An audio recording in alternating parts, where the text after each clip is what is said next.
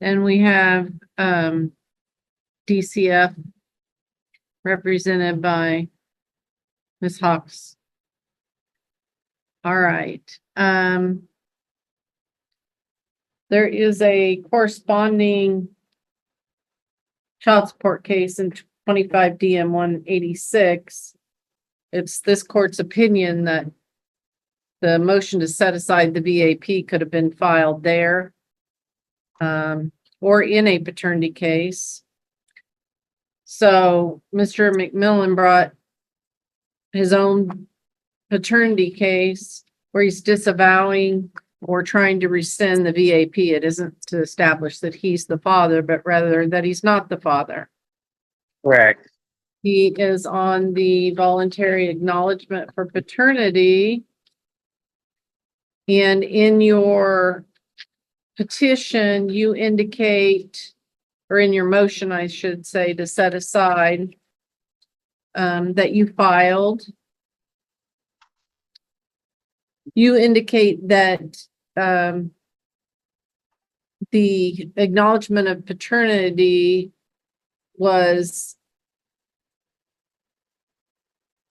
within 1 year of your request to set it aside.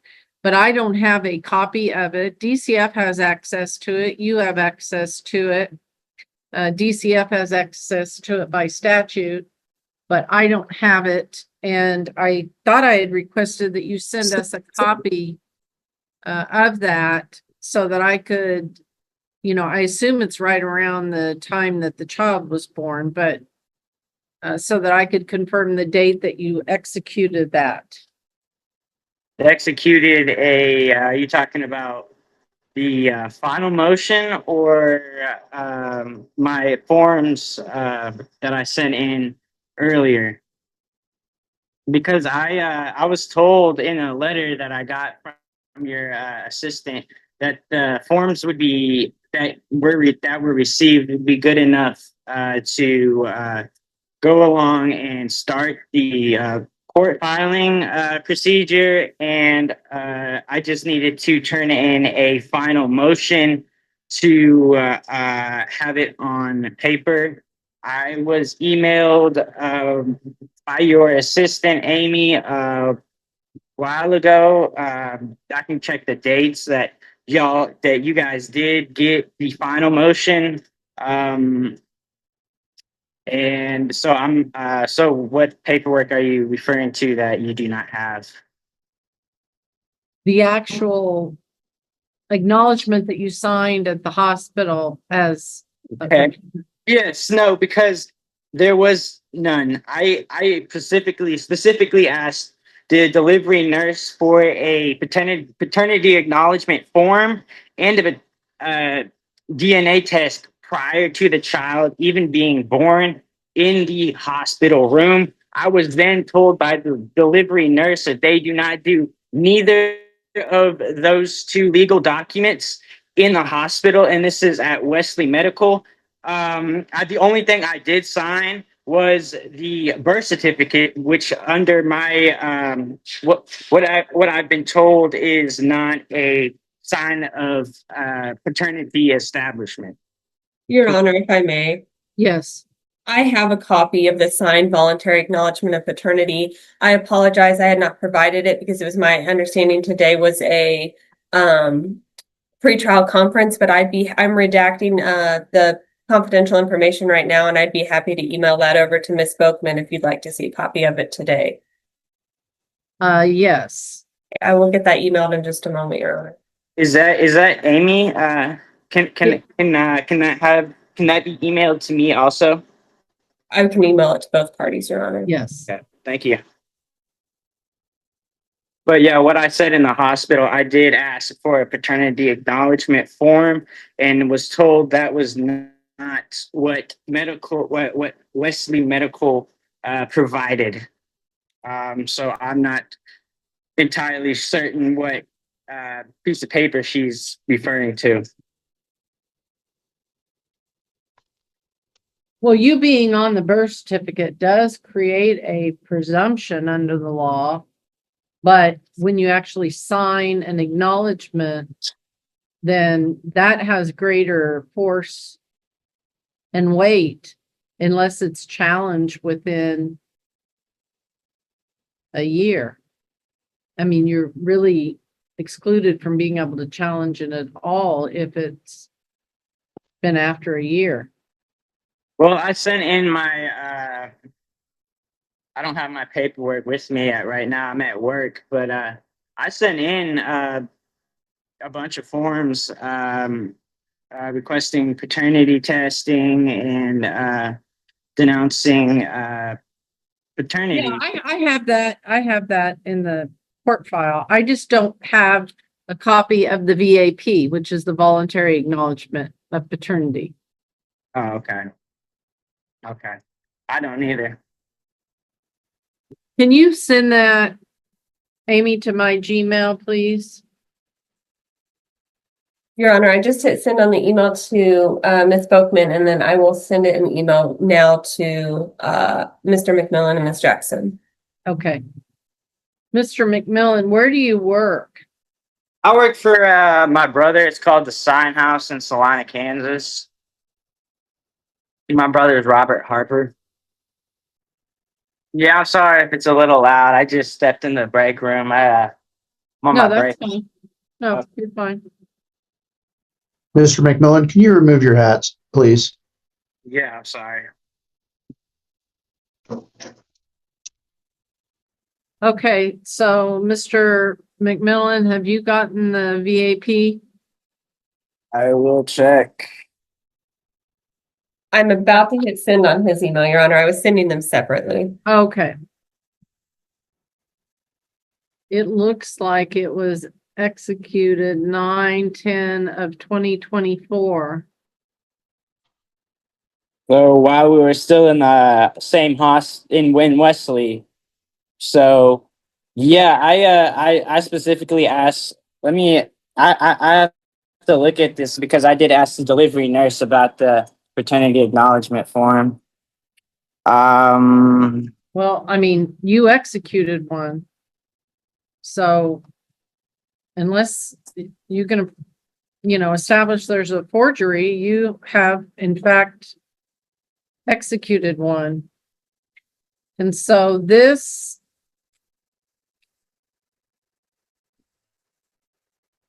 petition was filed on the 8th of September, not the motion, but the petition.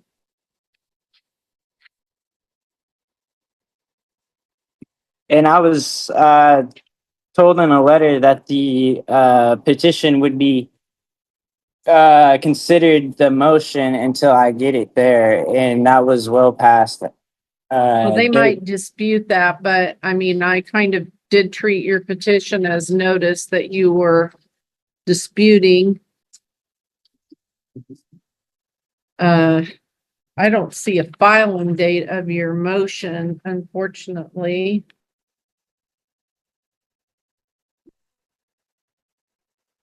Your Honor, I believe it was filed on November 6th. There's a fax notice up at the top. I believe that's what they're using as the Yeah, filing date. I can't read mine, so, It's November 6th.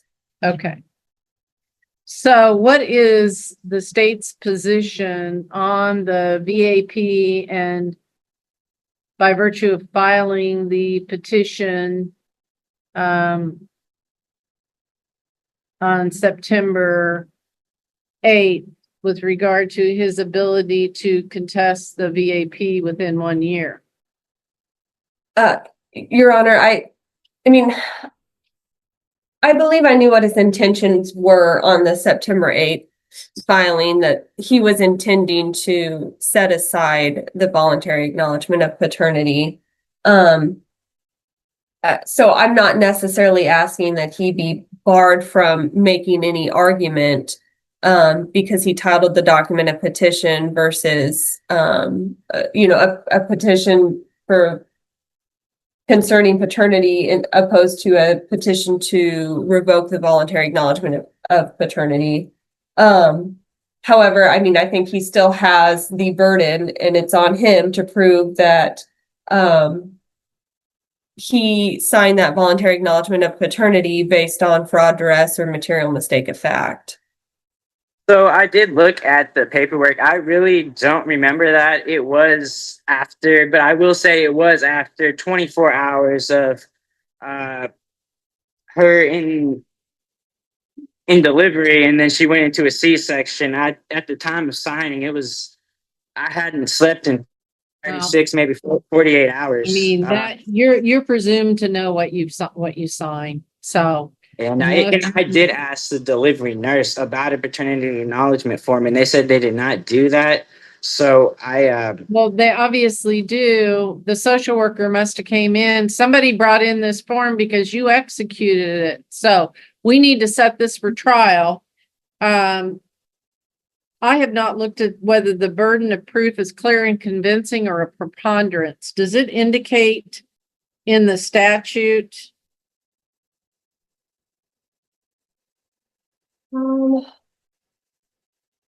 Honor, the language says the person requesting revocation must show and shall have the burden of proving that the acknowledgement of paternity was based upon fraud, duress, or material mistake of fact, unless the action to revoke the acknowledgement of paternity is filed before the earlier of 60 days, which obviously was not filed 60 days after he signed.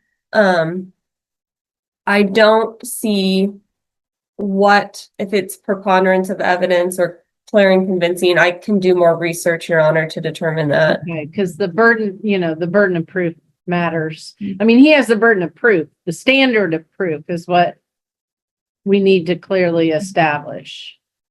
so you need proof on why I think this is not my child. No, No. look at your motion you filed. By statute, read the statute. I currently forgot my paperwork at the house. Okay, well, we're not doing it today anyway. I'm going to schedule it for an in-person evidentiary hearing. But you have to prove when it's greater than 60, but as long as it's under a year, which you've met I'm finding that you've met the under a year. Not only did you orally contest paternity in your 25 DM 186, but you subsequently filed a petition in 25 DM 337 and then followed up with a formal motion. So I'm not going to find that you're time barred for the 1 year to be able to challenge it. So you have succeeded there, but then what you have to do is you have to prove that you signed that document under mistake of fact, without full knowledge of the relevant circumstances, and so that it constitutes some form of fraud, misrepresentation, etc. Okay. Okay. So okay. I'm sorry. that is what you have to prove. I would strongly recommend, if you truly do not believe that you are the father, then I would strongly suggest that you try to obtain an attorney, because it's going to be cheaper to pay an attorney now to help you proceed with this case than 18 years of child support. So you make the decision, but you're going to be acting as your own attorney. You definitely have the burden of proof, and you have to prove fraud, duress, or mistake of fact, or that document is a full-fledged forged document. I mean, that's the law works. Okay. The law wants to establish fathers, and the law doesn't freely allow, once a person has legally acknowledged paternity, to just rescind that. So that's just the way the law is stated and the way it works. And so I'm going to give you enough time to prepare your case and subpoena your witnesses and do whatever you think you can do your own testimony, any exhibits you have, to show Yes. fraud, duress, or mistake of fact. Okay? Yes, so I do have a it's all electronical evidence that would back my theory on why this is not my kid. The other person texting the defendant or Okay. other. So you're not proving that it's not your kid. What you have to prove is the document that you acknowledge that it was your child back on September 10th of 2024 was signed under a mistake of fact, fraud, or duress, or some form of misrepresentation. Down right at the door, somebody can hear. Okay, that's what you're proving. Then if the acknowledgement gets set aside, then the court can decide if it's in the best interest to order genetic testing per your request. Okay. Which the child's young enough, quite honestly, I probably in holding the Ross hearing would take into account those factors. So we may get there, but you legally have to present sufficient evidence to set aside this document that you apparently haven't fully looked at. I just looked at it. My initials. I mean, it's Okay. yeah. They're I'm going to set this for an evidentiary hearing. Again, I would strongly. Can I get a court appointed lawyer? No, appointed by court? No. no, not in a domestic case. No. Because you're not going to go to jail over anything. So no, you're not entitled to the appointment of counsel. Ms. Hawks, do you think that we ought to have a specific pretrial order, or are you satisfied with just scheduling this for a trial? Your Honor, I'm fine with scheduling it for a trial. I think there's pretty much one very specific issue. I don't know that a pretrial order would be necessary. Okay. So if you're going to subpoena witnesses and or talk to an attorney, today is the 24th, you need at least 2 to 3 weeks to subpoena witnesses. I actually think either the afternoon of January 8th or the afternoon of Friday, January the 9th would give you enough time. Yeah, it's the time's not the problem. It's more like the money. I've talked to many lawyers. A retainer fee is $4,000, and I don't have that money. I don't. Keep calling. I mean, that was the lowest retainer, and I have called 3 counties worth of attorneys: Butler County, Sedgwick County, and Saline County. I have called every lawyer that will pop up online. The lowest retainer fee is $4,000. I don't have that.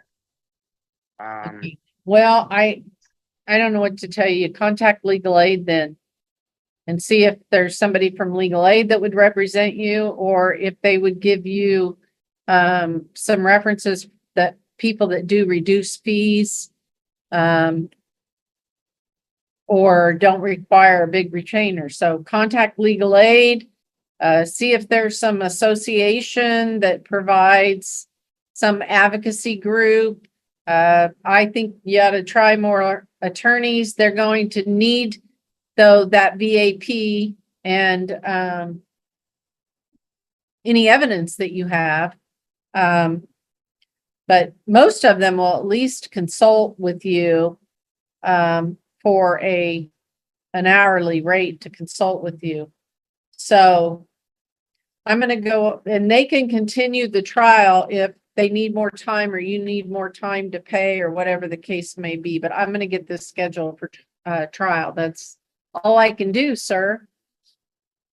All right. Judge, I will say on January 8th, that is where we have the probate trial with Miss Henry, Miss Sir, and Mr. Elliott scheduled from 9 to 5. Okay, it's not in my book. It's not. All right, so, well, that's not gonna work, and that's backed into backed into a Greenwood week. That probably wasn't very smart. Correct. All right, I don't know that I want to turn around and have another trial January 9th, but this case has to be heard. And the 9th, you've got a 9 and 10 pre-trials on civil cases, and then we just have a name change at 1 o'clock that day, but I could move it. Okay, that's not on my calendar either. No, I don't want to move that. Well, we could do the morning of January 23rd. And that means we'll just be limited on that domestic day. You're just gonna have to find some place else to put some of the domestic, Amy. Okay, the only hearing that we've got scheduled that day outside of first appearances is at 11 o'clock, and it's a case that I moved due to the Coley sentencing. And I believe I don't have that on my calendar either. Okay, so Ms. Hawks, does Friday, January the 23rd, of course, that's child support enforcement on Fridays, isn't it? Your Honor, Judge Murphin is the 1st and 3rd, so I believe that's the 4th Friday, so I should be available. Okay. Do you want to do 9 to 11 or do you want to do 3 to 5? I would prefer 9 to 11, Your Honor. Okay. All right. So, sir, you have 2 months to get your case put together. Go online, go to YouTube. If you've got to represent yourself, figure out how to do it, subpoena witnesses, look at the statute, read whatever you can come up with. That I cannot give you legal advice, but that gives you 2 months to either secure counsel and have them ready to go, or entered in your case as your attorney, or ready to try the case. Okay. All right. So that is Friday, January 23rd. I would suggest that you print that document out and that you have it available. Ms. Hawks, do you believe that that should be filed under seal in the court file, or just the record in the trial? Your Honor, I did redact any of the confidential information before I emailed it to the court and parties. I'm always partial to filing anything like that under seal, but if somebody objects to that, that's fine as well. And if Mr. McMillan or Ms. Jackson either obtain counsel, I would obviously be happy to send them a copy as well. All right, sounds good. I think I'll just make it part of the trial record at this point. It could have been probably attached as an exhibit to the motion, but I don't think he's going to figure out how to go back and do all of that. So I think that as long as everyone has it and understands that that's going to be an exhibit in the trial, then and part of the record, I think we'll be okay with that. Yes, Your Honor, and I had intended to admit it as an exhibit at final hearing. So Sure. I mean, I think it's got to be. All right.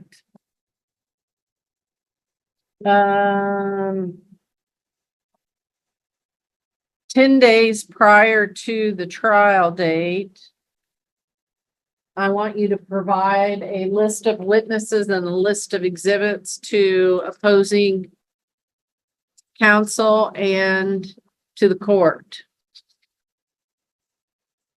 Okay, so that would put, And how would one go about doing that? Do I send it? It's electronic. Do I send it through email?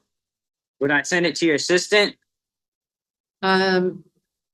you can print it out and mail it to the clerk of the district court, or we get notice of everything that you file. Yes, so I have an audio recording of the mother admitting to selling herself for illegal drugs on conception date. It's an audio recording, ma'am. And the drug dealer texts her and asked if it was her child. And her response was, I don't know. I have a screenshot of it, Your Honor. An audio recording. Okay, well, you're going to have to authenticate it by calling her as a witness, seeing if it's, I mean, you're gonna have to research how you're going to introduce that into evidence. And you've got to provide it to the other side. So Ms. Hawks is prepared to know what the evidence is going to be, as well as Ms. Jackson has a right to know what the things are that you are going to present. Okay? And then you've got to get it admitted, which is why I'm telling you that it is a very good idea for you to secure an attorney, even if you Yes. have to get a loan from somebody, because you're going to be paying a lot of child support for the next 18 years. I think it's more important for a child to know who their father is and for a child to be involved in their life. But I'm just trying to impress upon you that you get one shot at this, and it's not that easy to act as your own attorney. Even if you're an attorney, it's not that easy to act as your own attorney. So witness list and exhibits need to be exchanged by January 14th.